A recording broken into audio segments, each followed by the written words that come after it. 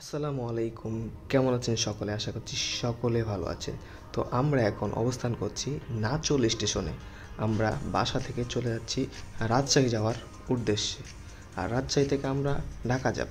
তার জন্য আমাদের ভিডিওটা দুইটা স্টেপে হবে। আর আমাদের সাথে যাচ্ছেন আমাদের এলাকার বড় ভাই। তো জার্নিটা কেমন হবে বুঝতেই পারছেন।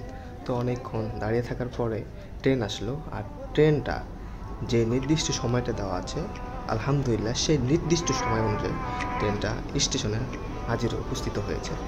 তো আমরা একটু জানালা দিয়ে দেখছিলাম যে কোন জায়গাটা ফাঁকা আছে। যে জায়গাটা ফাঁকা ছিল সেই বগিটাতেই আমরা উঠে পড়লাম এবং রাজশাহী যাওয়ার উদ্দেশ্যে ট্রেনটা ছাড়লো। আলহামদুলিল্লাহ, আল্লাহর কাছে লাখো শুকরিয়া যে আজকের দিনে ট্রেনটা মোটামুটিভাবে ফাঁকা ছিল এবং সেইখানে গিয়ে আমরা বসে পড়লাম। তারপরে আমরা গল্প গুজব শুরু করে দিলাম এবং দেখতে দেখতে দেখি যে আমরা রাজশাহীতে এসে পৌঁছে গেছি। যদিও টাইমটা 2 ঘন্টা মতো লেগেছে, তারপরে বসেছিলাম যেহেতু কিছু বুঝতে পারি নাই যে কখন টাইমটা চলে গেছে। এবং পুরো রাস্তায় গল্পতে মেতেছিলাম, যার কারণে বোরিং ফিলটা খুব একটা বোঝা যায়নি।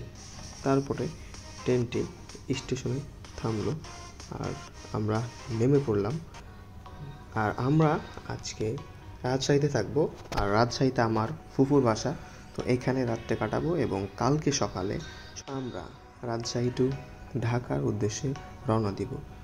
আর এই ট্রেনটা মোটামুটি আমাদেরকে 2 থেকে কিছু কম বা 2 সামথিং ঘন্টা সময় লেগেছে আসতে।